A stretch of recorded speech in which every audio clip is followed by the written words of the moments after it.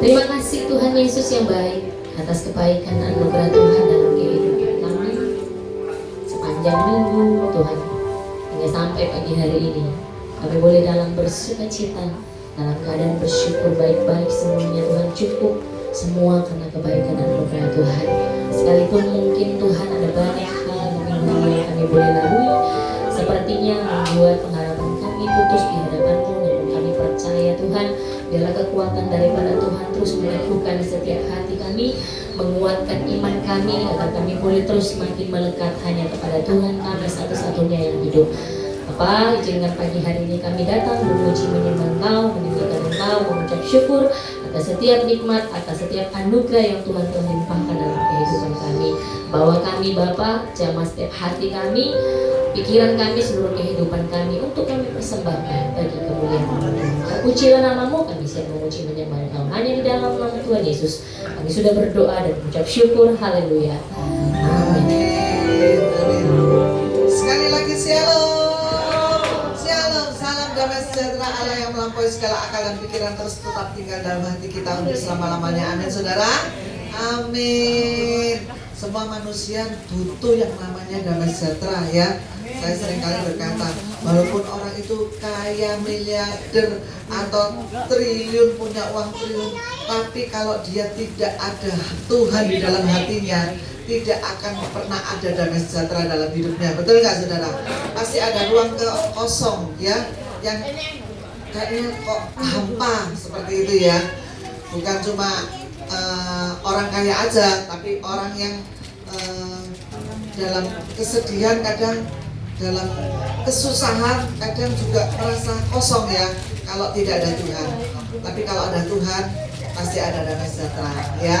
Jadi kasih Tuhan itu begitu luar biasa dalam hidup kita. Betul nggak saudara? Ya, kasih Tuhan itu tidak pernah berkesudahan. Kasih Tuhan itu selalu ada di setiap reluntuhan hati kita. Dan pada pagi hari ini saya punya suatu rema yang begitu memberkati. Kita baca bersama-sama di 1 Yohanes 4 ayat 16b. 1, 2, 3. Allah adalah kasih, dan barang siapa tetap berada di dalam kasih, dia tetap berada di dalam Allah, dan Allah di dalam dia. Amin. Wah, kalau gini jempolnya 1, belum 2 ya. Bacanya semangat ya. Bacanya semangat dan kompak ya. Itu karena iman itu timbul dari pendengaran ya saudara.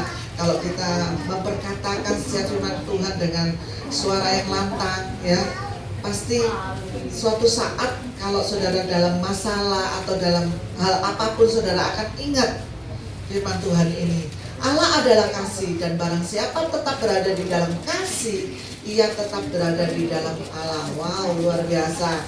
Kita mau tinggal di dalam Allah, betul nggak saudara? Selama engkau tinggal di dalam Allah, segala keperluanmu itu pasti dicukupkan oleh Allah. Engkau tidak akan pernah kekurangan. Dan Allah di dalam kamu, ya. Wah, luar biasa. Allah ada di dalam Dia huruf besar, di dalam Yesus, ya. Jadi selama kita ada di dalam Yesus, kasih Tuhan itu melimpah dalam hidup kita. Betul ya? Kasih Tuhan itu kasih yang menyelamatkan. Betul nggak saudara? Siapa di sini yang mau diselamatkan? Wah, angkat tangan semua, luar biasa ya. Luar biasa. Kita semua mau masuk surga. Betul nggak saudara? Kita semua mau diselamatkan. Tidak ada orang yang tidak mau diselamatkan. Karena apa? Surga itu enak saudara. Betul nggak saudara? Kalau neraka itu nggak enak ya saudara ya. Ada ratap tangis, retak gigi ya, yang terus menerus ya, hukuman yang kekal. Tapi di dalam kasih Tuhan kita beroleh hidup yang kekal. Di dalam kasih Tuhan kita beroleh keselamatan. Di dalam kasih Tuhan ada kesembuhan. Betul nggak saudara? Di dalam kasih Tuhan ada penyelesaian dalam hidupmu, masalah-masalah semuanya beres. Amin. Amin. Kita pujikan pujian yang memberkati pada pagi hari ini. Lagu ini seringkali kita nyanyikan ya saudara. Bahwa kasih surga memenuhi tempat ini. Kasih surga itu dari Bapa yang ada di surgawi. Amin.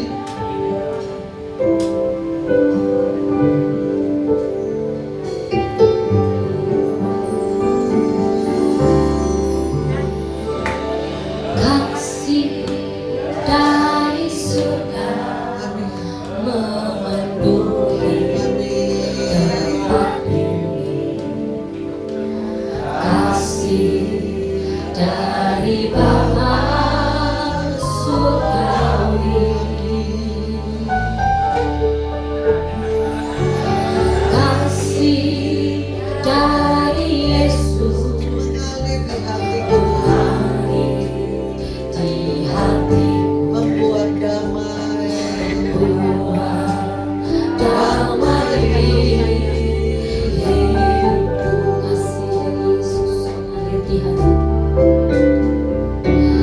Kasih dari surga memenuhi tempat ini. Kasih dari Bapa surgawi. Kasih dari Yesus mengalir di hatiku, membuat damai di hidupku. Mengalir kasih dari tempat tinggi, mengalir kasih dari tata Bapa,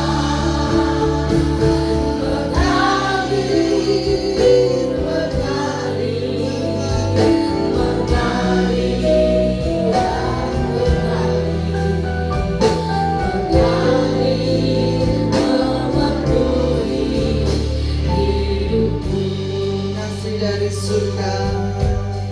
Katakan dengan sungguh-sungguh. kasih dari surga memenuhi tempat ini. Amin. Kasih dari Bapa surgawi.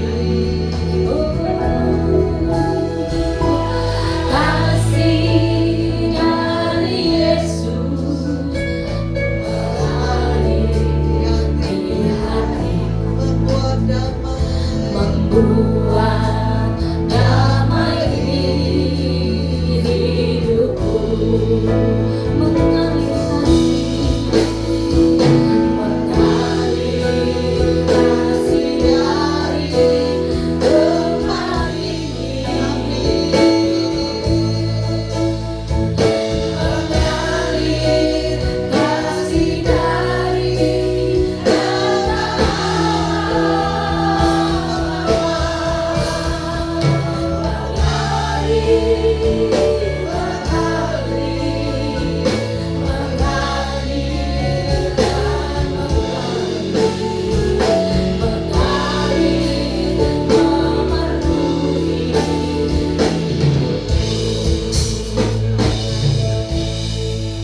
Katakan dengan sungguh-sungguh. Kasih dari surga.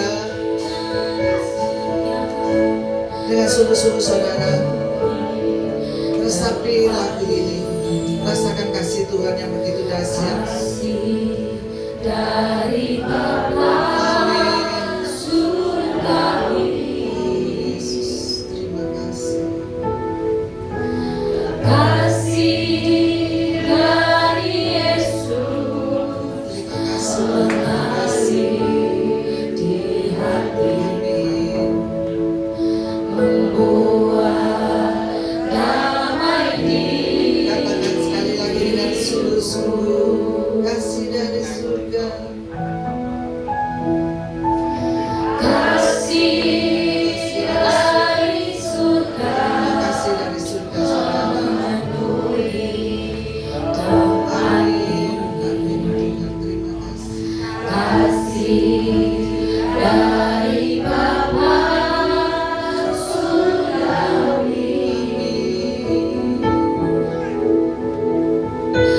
Kasih dari Resapi kasih Yesus yang Tuhan sudah berikan kepada saudara. mengalir di hati, Amin. Membuat damai dalam hidupmu. membuat damai di hidupku.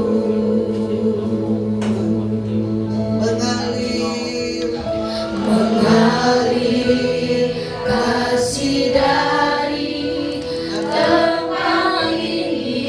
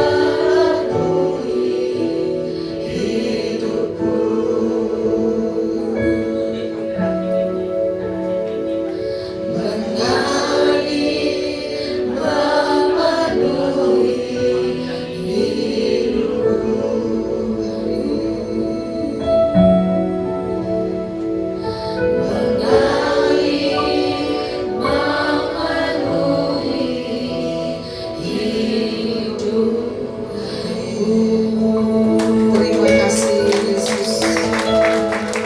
Oh Yesus. Terima kasih Yesus pada pagi hari ini. Apapun masalah, masih ada kasih Tuhan. Apapun persoalan, masih ada kasih Tuhan. Tuhan sudah berikan keselamatan dalam hidup kita. Tuhan sudah beri kesembuhan dalam hidup kita.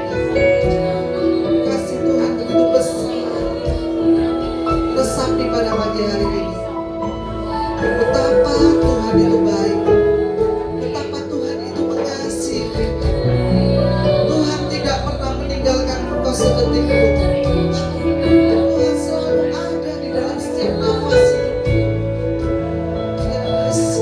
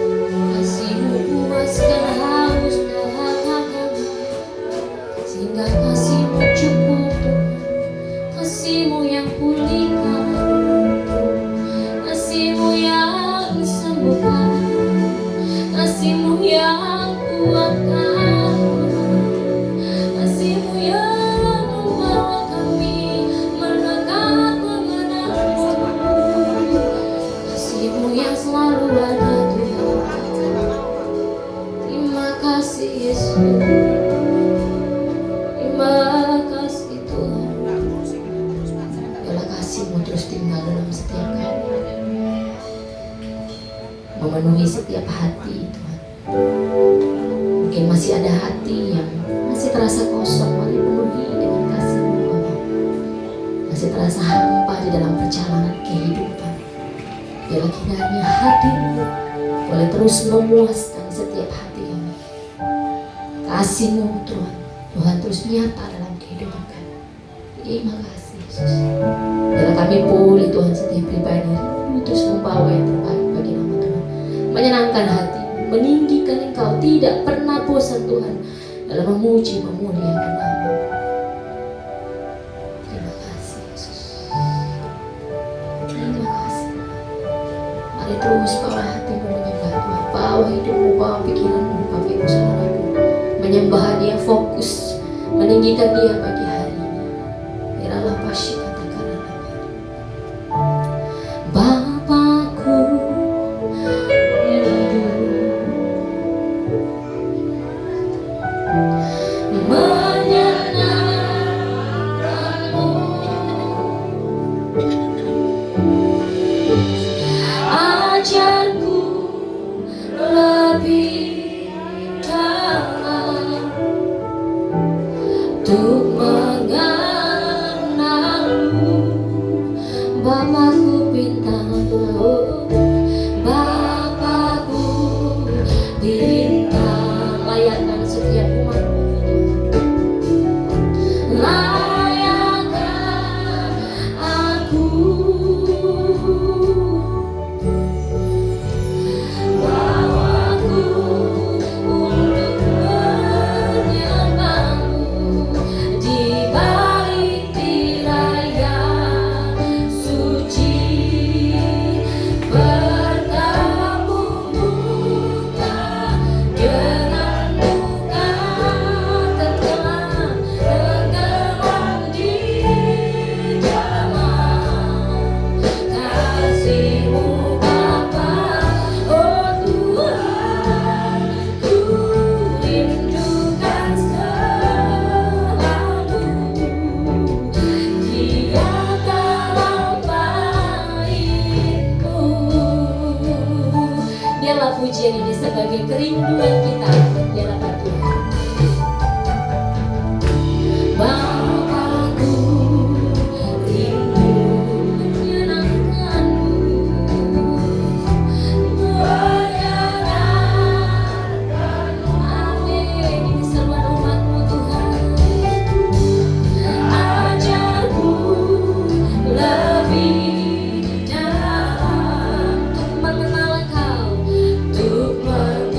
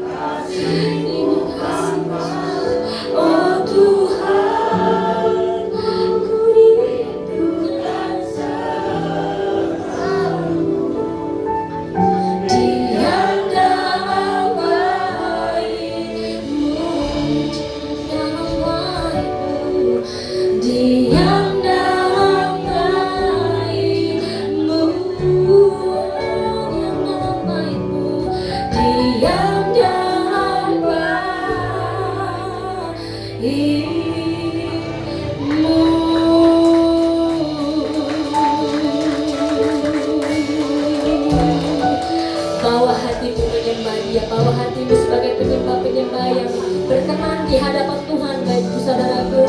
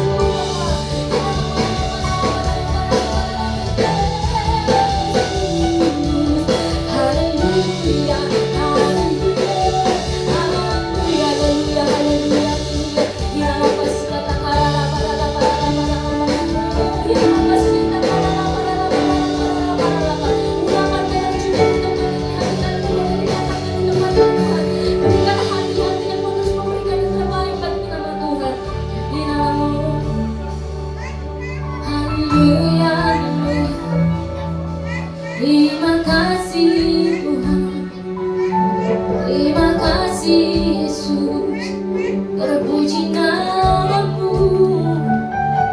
Haleluya, haleluya, haleluya, haleluya.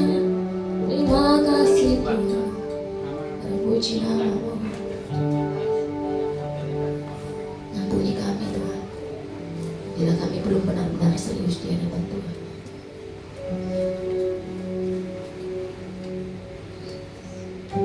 Bila kami baru terus belajar membawa setiap hati yang rindu menyembah Engkau, kami mau rindu tenggelam dalam kasih-Mu, dalam hadirat-Mu. Terima kasih Yesus.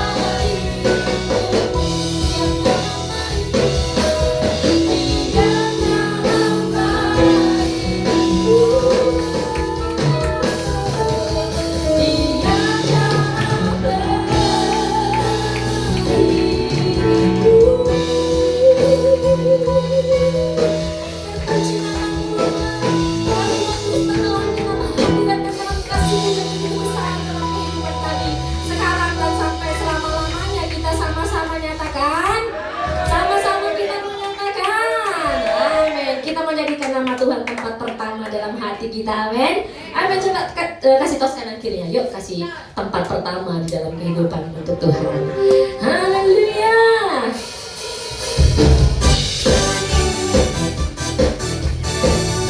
Dia jauh lebih indah dari emas yang mulia. Dia berharga bagi hidup kita. Haleluya. Sama-sama.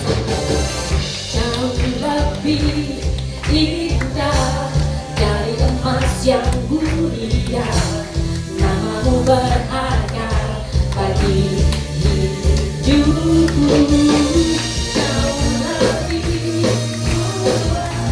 dari emas yang mulia, namamu melekat di dalam hidupku.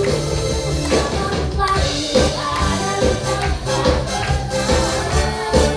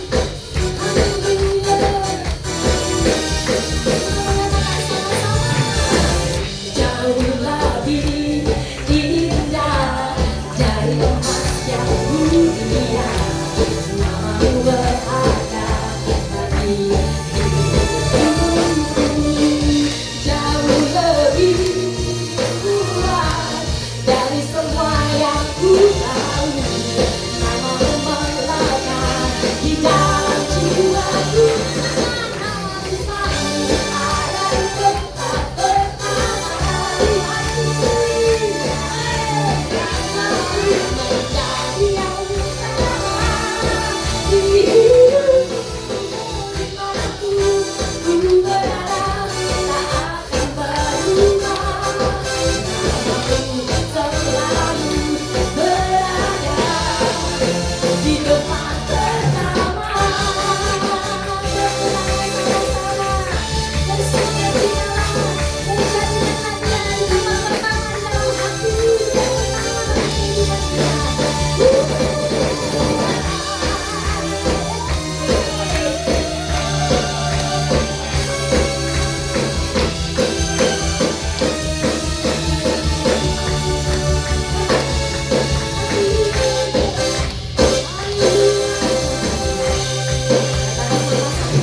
Namun selalu ada di tempat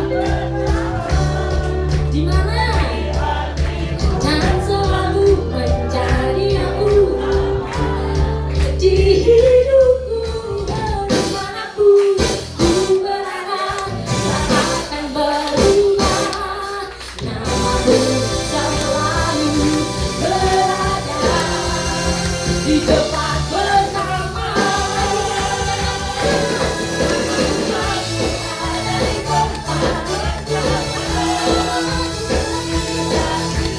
Dan selalu menjadi yang utama. Hidupku dimanapun ku berada tak akan berubah, namamu selalu berada di tempat pertama.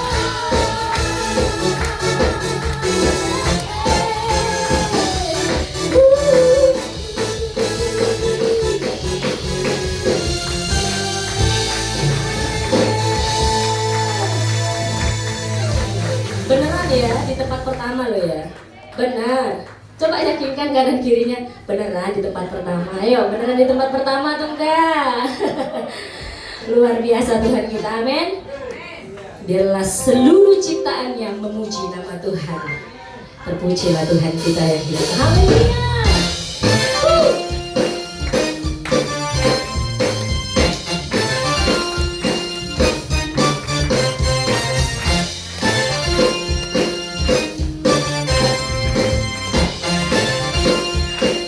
Gimana teman-teman?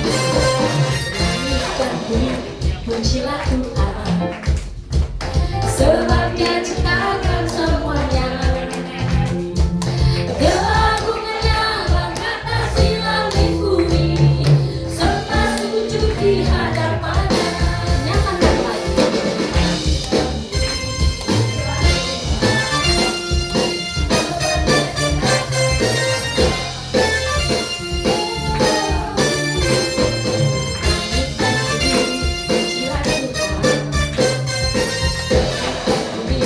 Pujilah Tuhan, sebab Dia ciptakan keagungannya, keagungannya mengatasi langit bumi semua. Nyatakan sama-sama, ku puji, ku puji, Yesus Kristus yang terlebih. Ku puji,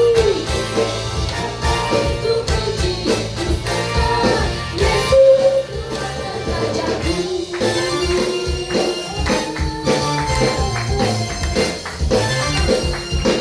Nyatakan sama-sama, kita puji, pujilah Tuhan, sebab Dia ciptakan semuanya. Seluruh kehidupan kita ada di dalam kuasa-Nya. Keagungannya mengatasi langit bumi semua. Kita menyatakan sama-sama, ku puji, Yesus Kristus yang terlebih. Ku puji, ku puji, Yesus Tuhan dan Rajaku.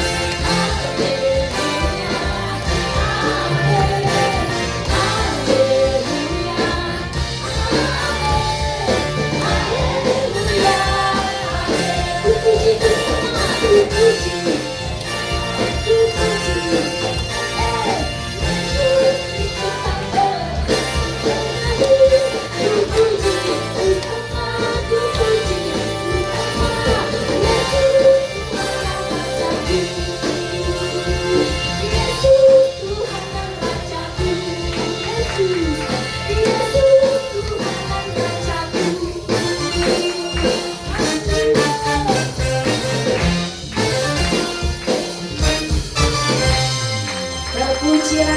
Tuhan kita sekarang sampai semuanya. Silakan duduk kembali.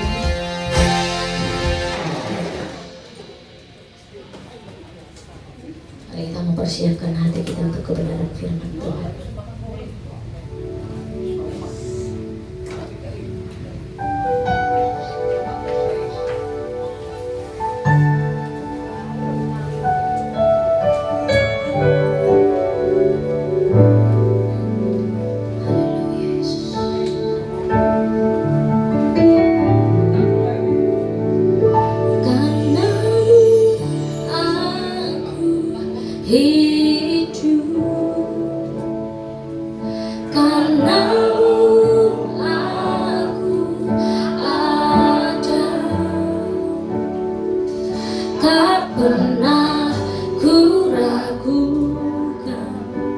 Kuat cintamu yang datang dan bebaskanku, Yesus. Yesusku, kau terindah.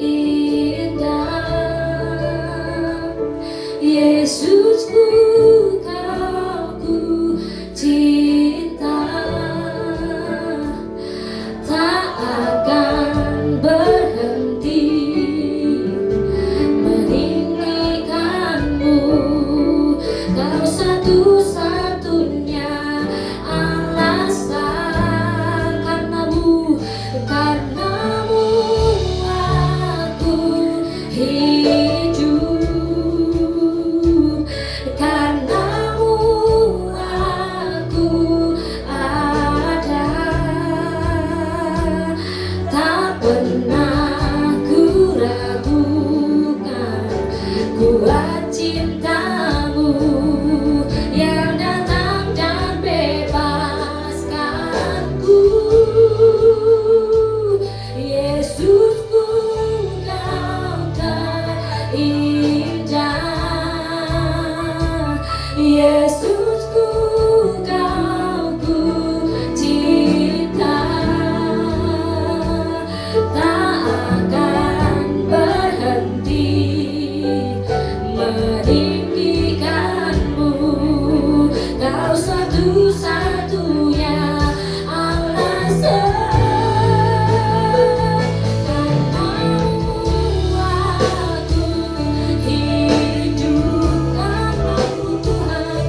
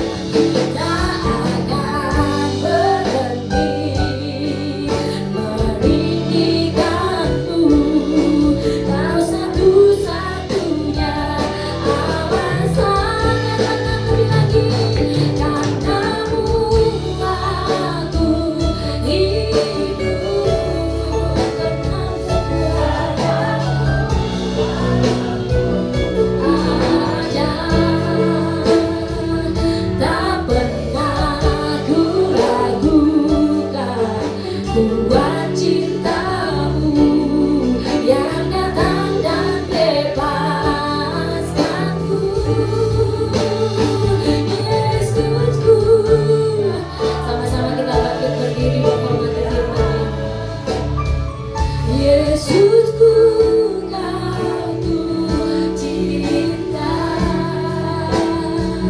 tak akan berhenti meninggikanmu.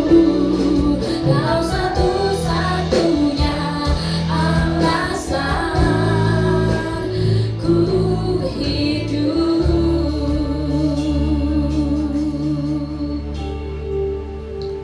Bapa, kami mau yakin dan percaya bahwa Engkau tidak akan pernah meninggalkan kami. Dan respon kami adalah untuk menyembah dan meninggikan Engkau, Tuhan.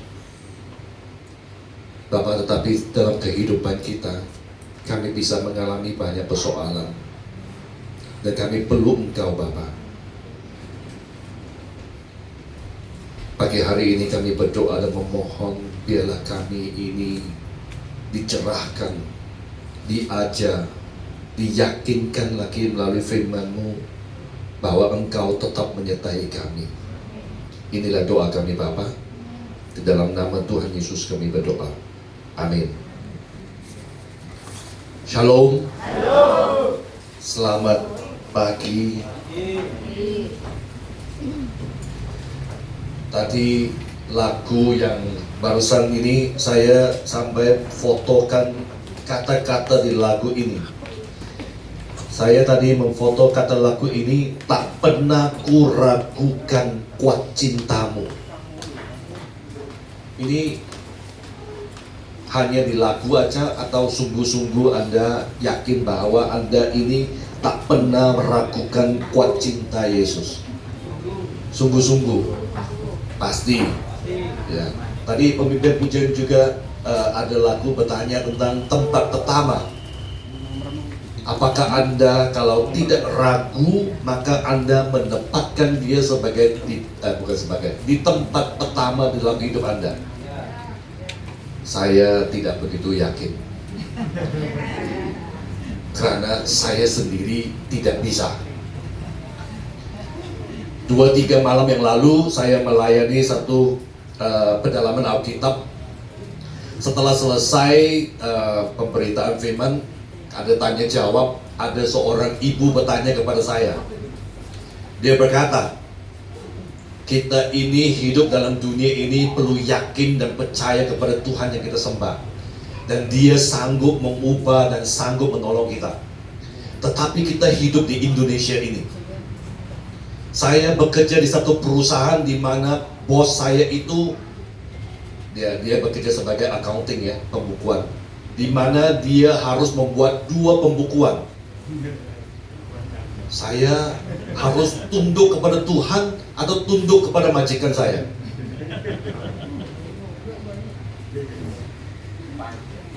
Lepas itu dia berkata,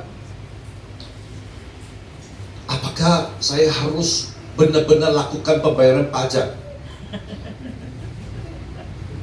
Lepas itu kalau sudah bayar pajak, bos saya itu nggak rela bayar pajak, karena setelah bayar pajak, pemerintah Indonesia sepertinya tidak memakai pajak itu dengan cara yang baik, nggak berguna untuk rakyat. Untuk apa bayar pajak? Maka dibuat dua pembukuan itu.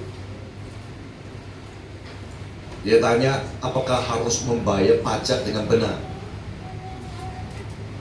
Saya menjawab dari, coba kita buka di Matius pasal 22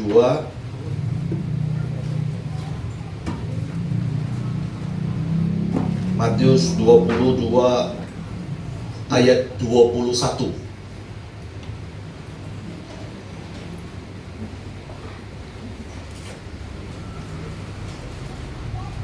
Ya, jawab mereka, gambar dan tulisan Kaisar. Lalu kata Yesus kepada mereka, berikanlah kepada Kaisar apa yang wajib kamu berikan kepada Kaisar, dan kepada Allah apa yang wajib kamu berikan kepada Allah. Saya berkata, ketika kita menjalankan kehidupan kita di dunia ini, ada bahagian yang mana kita wajib lakukan. Bukan mempersoalkan setelah kita wajib lakukan, pihak lain apakah lakukan kewajiban dia atau tidak. Dalam hal perpajakan saya berkata bahagian kita adalah wajib lakukan itu. Bahagian pemerintahan kalau tidak melakukan kewajiban itu, kita sebagai rakyat bisa membuat pilihan apakah akan memilih dia atau tidak. Itu kewajiban kita. Bukan langsung karena pihak lain tidak melakukan kewajiban dia, itu mentiadakan kewajiban kita. Oke, ibu itu bisa terima ini. Lepas itu dia berkata, kurang lebih katanya begini, bos saya ini cukup jahat. Saya diperintahkan ini, bagaimana saya harus tunduk pada dua pembukuan ini. Saya ini tidak nyaman, tidak sejahtera lakukan dua pembukuan ini. Saya berkata, ya hidup di dalam dunia ini memang tidak enak. Apakah menurut Anda hidup dalam dunia ini enak? Ya. Coba buka 1 Petrus pasal 4 ayat 12. 1 Petrus pasal 4 ayat 12. Ya. Dia berkata, ini dikata sini, saudara-saudara yang kekasih, janganlah kamu heran akan nyala api siksaan yang datang kepadamu sebagai ujian seolah-olah ada sesuatu yang luar biasa terjadi atas kamu. Petrus ini sedang berkata, jangan heran akan nyala api siksaan, akan ada api siksaan, akan ada persoalan, akan ada masalah. Tapi seringkali kita heran ketika itu datang. Ya, tapi saya tidak jawab tentang ini. Saya jawab dari Petrus, 1 Petrus 1 Petrus pasal di mana? Bukan. Saya tidak jawab pakai itu. Saya jawab ke ibu ini dari 1 Petrus pasal 2 ayat 13. Ini nggak enak ini jawaban ini. Jawaban ini nggak enak. Tunduklah kepada Allah, kepada semua lembaga manusia, baik kepada raja sebagai pemegang kekuasaan yang tertinggi. Yang pertama saya menjawab kepada dia, tunduklah, karena dia berada dalam perusahaan itu. Tunduklah kepada raja sebagai pemegang kekuasaan yang tertinggi. Saya jawab itu, karena berada dalam perusahaan, peraturan perusahaan, tunduklah kepada itu. Yang kedua, saya ambil dari 1 Petrus pasal 2 ayat 18. Itu juga kata yang sama, tunduk. Hai kamu hamba-hamba, dan saya memakai kata hamba-hamba ini punya tuan. Kalau kita bekerja di satu tempat, kita juga punya tuan, punya majikan. Tunduklah dengan penuh ketakutan kepada tuanmu, bukan saja kepada yang baik dan beramah, tetapi juga kepada yang bengis. Saya berkata, dalam kasus ibu ada dua pilihan. Satu, meskipun tuannya tidak enak, bengis, tetap tunduklah. Yang kedua, kalau tidak sanggup tunduk, cari kerja lain, keluarlah dari sana, selesai kasusnya kan. Setuju nggak? Nah, coba renungkan kalau Anda ibu itu, jawaban Anda apa? Pilihan Anda apa? Tetap tunduk atau keluar? Tunduk. Kenapa mau tunduk? Cari kerja susah. Betul, ibu itu juga berkata begitu. Pak, saya mau tunduk tapi hati saya nggak sejahtera. Saya mau keluar cari kerja susah.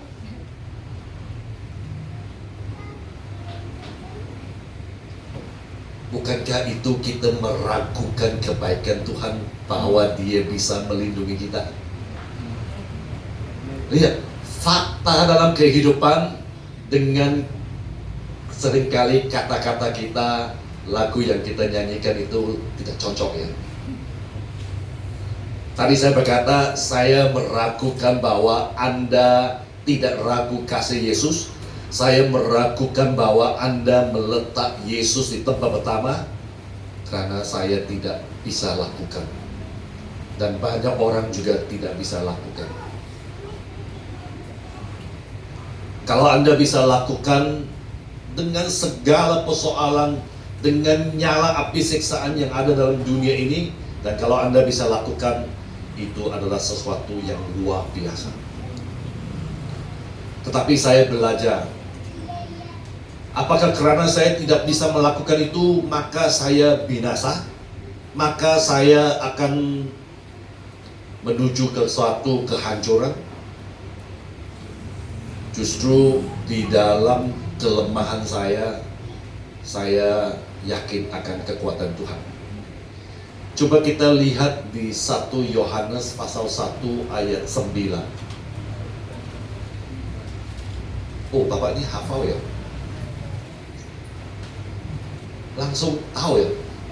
Jika kita mengaku dosa kita, kalau kita mau mengaku kelemahan kita di hadapan Tuhan, maka Ia adalah setia dan adil, sehingga Ia akan mengampuni segala dosa kita dan menyucikan kita dari segala kejahatan. Maka sebenarnya ini bukan khotbah saya. Tadi saya ngomong ke istri saya, mungkin khotbah hari ini akan ganti berdasarkan 2 lagu yang tadi itu.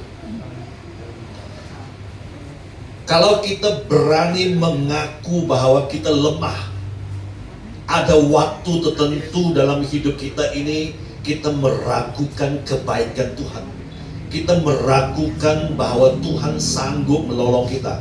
Kita meragukan bahwa tempat perlindungan kita ada di dalam Tuhan. Kalau kita punya keraguan seperti itu, kita bisa datang kepada Tuhan dan mengaku kepada Tuhan bahwa kita punya keraguan.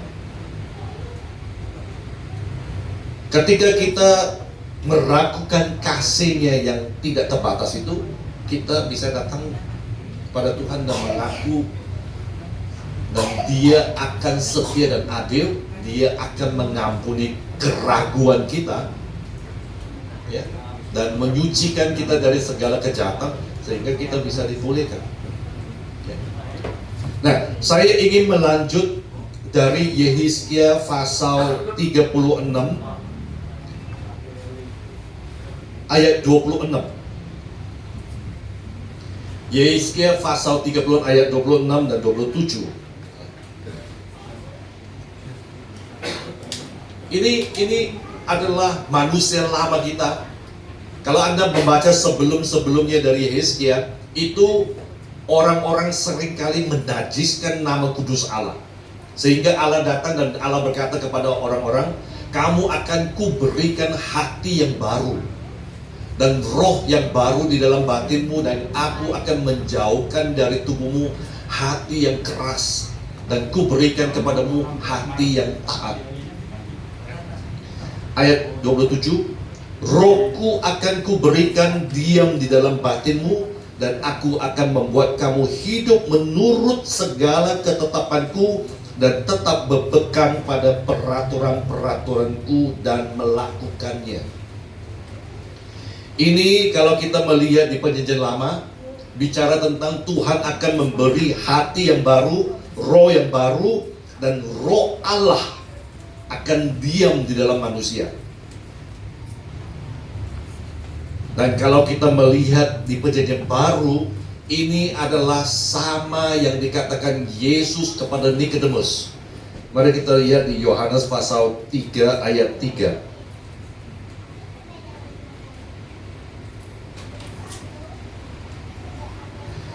Yohanes pasal 3 ayat 3, Yesus menjawab katanya, aku berkata kepadamu, sesungguhnya jika seorang tidak dilahirkan kembali, ia tidak dapat melihat kerajaan Allah. Dan kalau kita melihat di sini, Nikodemus adalah seorang pemuka agama. Dia sudah tahu firman, dia sudah tahu, maksud saya firman itulah karena dia adalah seorang yang hidup di zaman Yesus. Firman yang dia tahu adalah Taurat yang dia tahu, kitab para nabi yang dia tahu, kitab Mazmur yang dia tahu. Dia sudah tahu semua itu. Seorang pemuka agama, seorang yang sudah tahu firman Tuhan, seorang yang kenal siapa Allah. Tetapi dia masih datang kepada Yesus dan bertanya, rapi. Ya. Di ayat pertama dari Yohanes pasal 3 ayat 1 dikatakan adalah seorang Farisi yang bernama Nikodemus, seorang pemimpin agama Yahudi. Saya mau berkata di sini, tahu tentang agama, tahu tentang firman Tuhan, kenal siapa Allah, tetapi kalau tidak dilahirkan baru, Anda tidak akan dapat melihat kerajaan Allah. Lahir baru ini adalah sesuatu hal yang sangat-sangat penting. Lahir baru inilah yang akan memberi kita hati yang baru, yang tetap tidak pernah meragukan kasih Allah, tetap menjadikan dia tempat pertama dalam hidup kita, akan setia dan akan bisa melewati segala masalah pergumulan hidup. Coba kita kembali di Yehezkiel pasal 36 ayat 26 tadi. Kamu akan kuberikan hati yang baru dan roh yang baru di dalam batinmu. Dan kalau Anda melihat di kalimat selanjutnya, aku akan menjauhkan dari tubuhmu hati yang keras. Ya, lihat, hati yang baru menggantikan hati yang keras, dan ku beri kepadamu hati yang taat.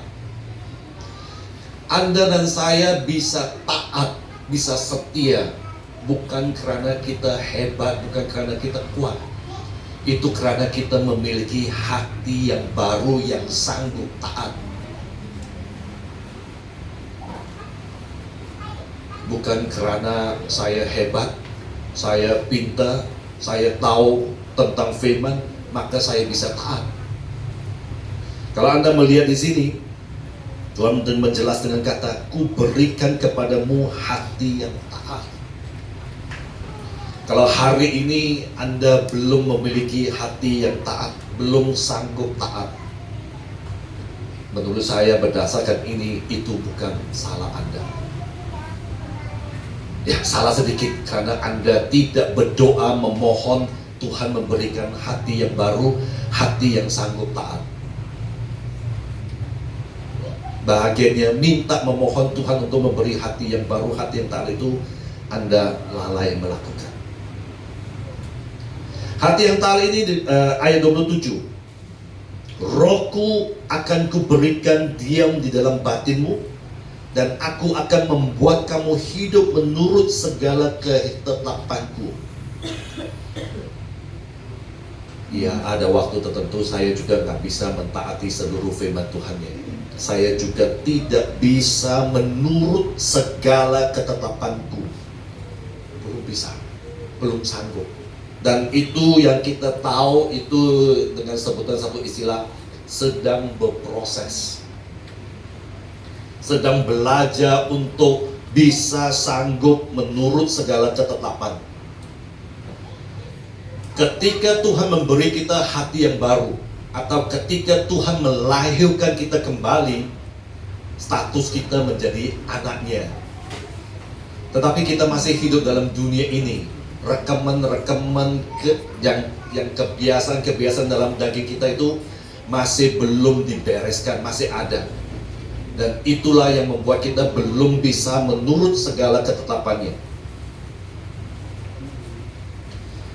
Yang kedua di sini, Roh Allah itu tetap berpegang pada peraturan-peraturanku dan melakukannya.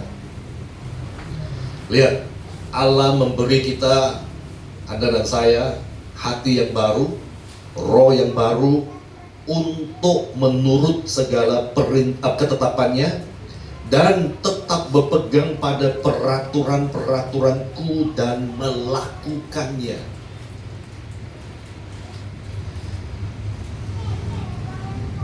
Allah kita itu menyelamatkan kita berdasarkan atau melalui kasih karunia. Tapi itu tidak selesai di sana. Ya. Kita diselamatkan oleh kasih karunia itu tidak bisa dipungkiri.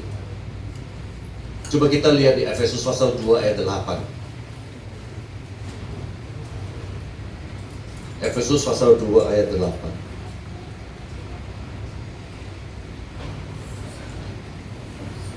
Sebab karena kasih karunia kamu diselamatkan oleh iman, itu bukan hasil usahamu, tetapi pemberian Allah. Setuju? Tapi ayat ini tidak berhenti di sini. Ayat 9. Itu bukan hasil pekerjaanmu. Jangan ada orang yang memegahkan diri. Berhenti di sini? Belum. Lihat di ayat 10. Karena kita ini buatan Allah, diciptakan dalam Kristus Yesus untuk melakukan pekerjaan baik yang dipersiapkan Allah sebelumnya. Kalau Anda melihat di Yesaya, roh baru diberi, bisa menurut segala ketetapannya, bisa berpegang pada seluruh peraturannya dan melakukannya. Karena kalau Anda melihat di Paulus ini mengatakan kita diselamatkan oleh kasih karunia, bukan hasil usaha untuk melakukan pekerjaan baik. Jadi kalau saya melihat di sini, pekerjaan yang baik itu adalah manifestasi atau bukti bahwa Anda dan saya sudah dilahir baru. Kalau belum ada pekerjaan yang baik, saya ragu bahwa Anda sudah dilahir baru, memiliki roh yang baru, dan memiliki hati yang baru. Kasih karunia ini bukan hanya sesuatu yang kita terima dan kita kata beres. Kita sudah terima dan kata beres. Banyak orang berkata, saya sudah menerima kasih karunia, saya sudah hidup di dalam Tuhan, maka Tuhan baik, saya tidak akan mengalami apa-apa. Karena Tuhan baik, Tuhan selalu menolong. Betul, Tuhan akan selalu menolong. Tetapi kalau tadi kita melihat di 1 Petrus pasal 4 ayat 12, Petrus berkata, janganlah heran akan ada nyala api seksaan. Ya. Coba kita lihat lagi itu. Jadi jangan heran kalau Anda berkata Anda sudah berada di dalam Kristus, sangat besar kemungkinan akan ada seksaan api. Bukan seksaan api, api seksaan. Api seksaan ini datang untuk apa? Kalau kita lihat di sini, datang kepadamu sebagai ujian. Ujian ini untuk apa? Untuk mengetahui seberapa muninya iman kita. Kayak ibu yang tadi, yang saya saksikan tadi, dan juga saya nggak tahu siapa yang menjawab di sini, katanya cari kerja susah. Itulah sedang menguji iman kita. Mau percaya, yakin dengan perlindungan Kristus, menempatkan di tempat pertama, atau cari kerja susah. Mana yang Anda pilih? Ini adalah yang sedang terjadi dalam hidup kita. Kita selalu berkata kita ini adalah orang beriman. Tapi ketika iman kita diuji, kita akan sadar apakah kita ini sungguh-sungguh beriman atau tidak. Yesus pernah berkata kalau kita punya iman sebesar biji sesawi, bisa apa? Pindah gunung. Saya belajar di sana itu bukan bicara tentang apakah kita memiliki iman yang besar atau kecil. Dan saya tidak pernah menemui orang yang punya iman lebih besar dari biji sesawi. Belum pernah saya lihat orang pindah gunung. Tapi yang saya belajar dari kalimat itu adalah Yesus sedang bertanya, apakah kita ini beriman atau tidak? Kalau beriman meskipun hanya sebesar biji sesawi, bisa pindah gunung. Nah, lihat, kalau kita ini sudah dilahirkan baru, berada dalam Kristus, Kalau ada ajaran yang mengatakan kita akan terbebas dari segala persoalan masalah, saya berdasarkan ayat ini mengatakan itu adalah ajaran yang tidak alkitabiah. Petrus dengan jelas mengatakan, janganlah kamu heran akan nyala api siksaan yang datang. Artinya itu akan ada. Bentuknya, caranya bagaimana, saya tidak tahu. Kalau dalam Petrus, itu bentuknya dalam penganiayaan, orang Kristen ditangkap, ya, dimasuk penjara. Kalau yang kuat masuk ke apa namanya itu, tempat adu dulu, gladiator. Yang kuat masuk ke gladiator, lawan, ya. Jadi ditonton orang umum. Kalau yang lemah mungkin langsung dikasih makanan singa atau makanan apa gitu. Itu adalah ancaman di Petrus, ya. Roma sedang terjadi itu. Petrus ini menulis surat ini kepada orang-orang Kristen yang berada di provinsi-provinsi lain, memberitahu mereka, jangan kamu heran akan nyala api, karena akan datang ancaman-ancaman itu. Kalau di zaman sekarang, saya yakin dan percaya setiap kita ini mengalami nyala api siksaan ini dalam bentuk yang berbeda. Mungkin dalam bentuk kesehatan, mungkin bentuk keuangan, tidak tahu bentuk-bentuk yang lain. Tapi Petrus jelas mengatakan, janganlah kita heran. Itu datang kepadamu sebagai ujian. Kalau kita berada dalam Kristus, kemunian iman kita ini patut diuji. Maka sebagai orang percaya, sebagai pengikut Kristus, kita tidak boleh kata bahwa kita ini sudah berada dalam Kristus, semuanya akan baik-baik saja. Tetapi sebagai pengikut Kristus, saya justru mengharapkan nyala api siksaan untuk menyadarkan saya apakah saya ini beriman atau tidak. Apakah saya sudah diberi hati yang baru, roh yang baru atau tidak. Apakah saya sudah dilahirkan baru atau belum. Dan kalau saya belum dilahirkan baru, Yesus berkata tidak akan melihat kerajaan Allah.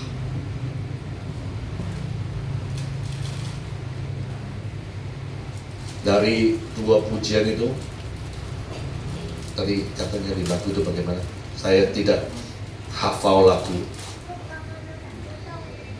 Tak pernah kuragukan kuat cintamu. Apakah pemberitaan firman ini pagi hari ini membuat Anda meragukan cintamu? Ya. Kalau konotasinya seperti saya membuat Anda meragukan, saya ingin Anda melihat di 1 Yohanes pasal 1 ayat 9 tadi.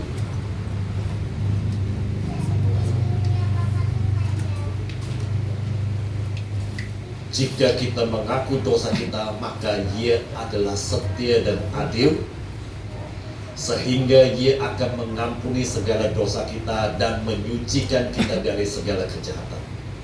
Kalau Anda melihat di ayat ini, ada bahagiannya yang kita wajib lakukan, ada bahagiannya Tuhan akan lakukan.